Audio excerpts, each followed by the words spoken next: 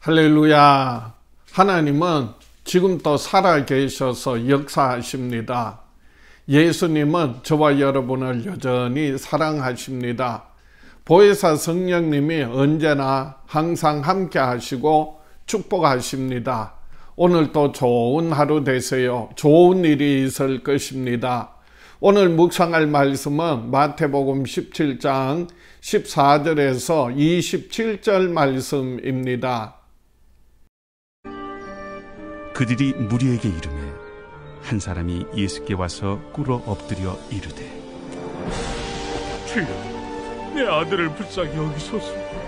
그가 간질로 심히 고생하여 자주 불에도 넘어지며 물에도 넘어지는지라.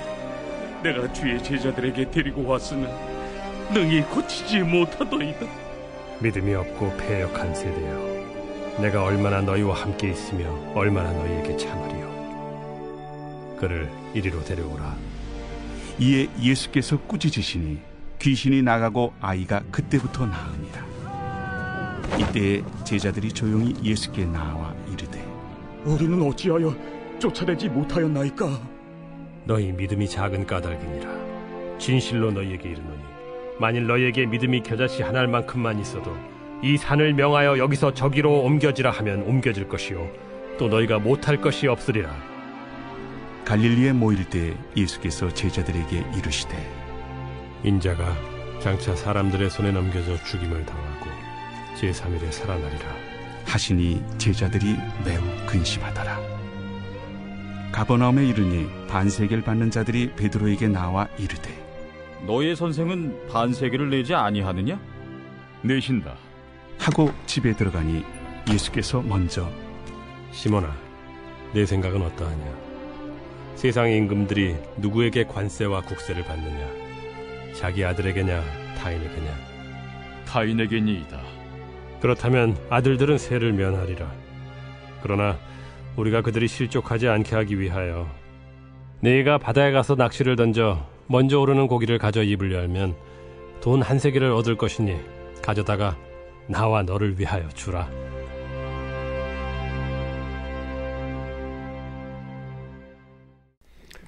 오늘의 말씀 요약입니다. 한 사람이 예수님께 간질하는 아들을 고쳐달라 청하며 제자들은 못 고쳤다고 말합니다.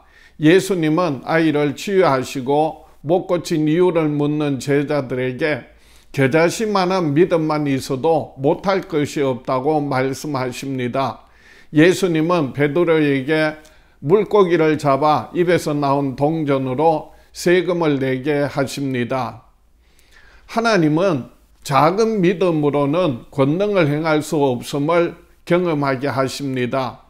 예수님과 세 제자가 산에서 영광 가운데 있는 동안 산 아래에 있던 나머지 제자들은 간질로 고생하는 아이를 앞에 두고도 전혀 능력을 발휘하지 못해 치유하지 못하는 일이 벌어졌습니다.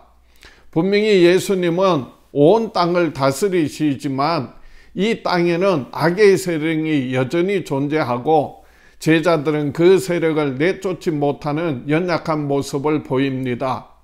예수님의 변모로 영광 가운데 가득했던 변화산과는 달리 산 아래 현실은 무력했습니다.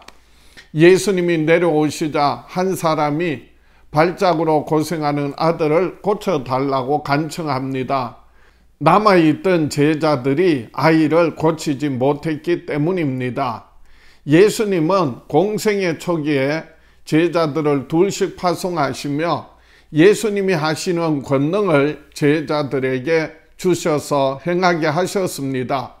제자들은 실제로 병든 사람을 고치고 죽은 사람을 살리고 귀신들을 쫓아내었으나 지금은 그렇지 못했습니다.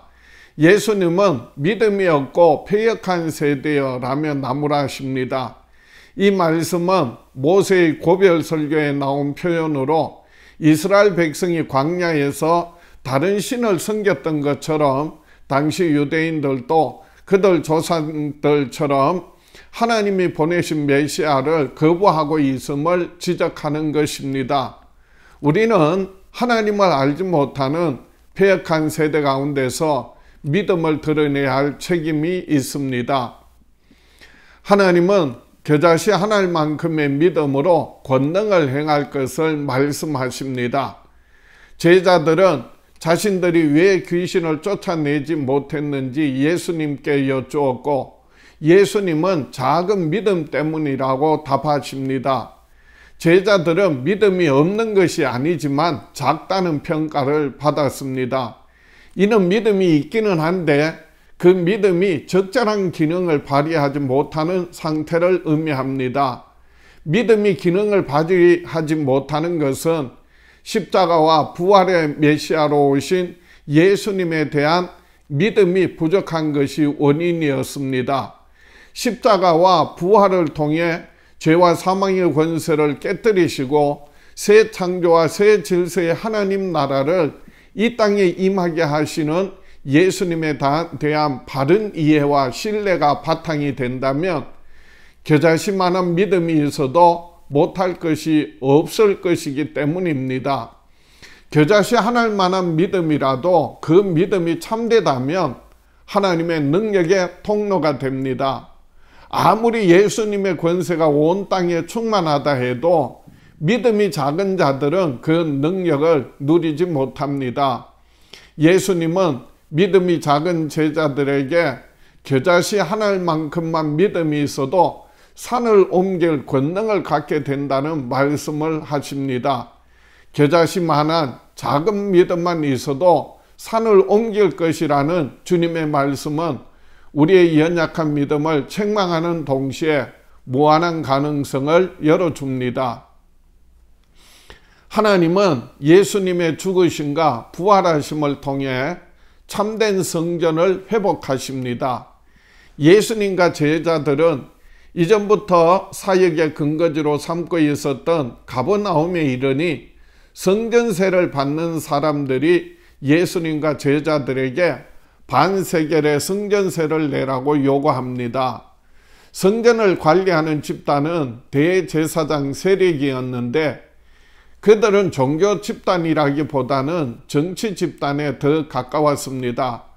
그들은 성전을 자신들의 이익과 기득권을 지키는 도구로 삼았기 때문에 당시 성전은 예수님의 표현과 같이 도적의 소굴과 같은 곳이었습니다.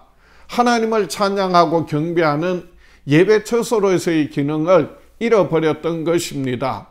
성전세를 거두는 자들의 요구에 예수님은 왕들이 관세와 국세를 다른 사람들로부터는 받지만 아들들에게는 받지 않음을 말씀하십니다. 이는 그분의 죽음이 생명을 대신하는 속전이 될 것이기에 성전세가 필요 없게 될 것을 말씀하신 것입니다. 하나님 나라에 참여한 하나님의 자녀들은 옛 질서의 상징인 성전에 더 이상 성전세를 내야 할 이유가 없었습니다. 그럼에도 예수님은 베드로에게 바다에 가서 낚시를 던져 제일 먼저 잡은 고기의 입에서 한 세겔을 취하여 예수님과 베드로의 두 사람 몫의 성전세를 지불하도록 하십니다. 우리는 예수님의 죽으심과 부활하심을 믿음으로 성전을 이루어야 합니다. 예수님의 죽으심과 부활하심을 믿음으로 죄사함 받고 성령이 임하셔서 성령이 거하시는 거룩한 성전이 되어 하나님의 나라와 하나님의 뜻을 이루어 드리며 살아가는 저와 여러분 되시기를 주의 이름으로 축복합니다. 결단하겠습니다. 나는 평생에 겨자씨만한 참 믿음으로 권능을 행하며 살아가리라. 기도드리겠습니다. 하나님 아버지, 우리의 믿음 없음을 용서하시고 우리에게 예수 그리스도의 죽으심과 부활하심을 믿는 참 믿음, 겨자씨만한 믿음이라 할지라도 생명력이 있고 하나님의 권능이 나타나는 삶이 될 수 있도록 축복하여 주시옵소서. 예수께서 거룩한 성전이 되심과 같이 예수 그리스도 안에서 우리가 한 몸을 이루고 거룩한 성전을 이루어 갈 수 있도록 은혜 베푸시고 축복하여 주시옵소서. 예수님 이름으로 기도하옵나이다.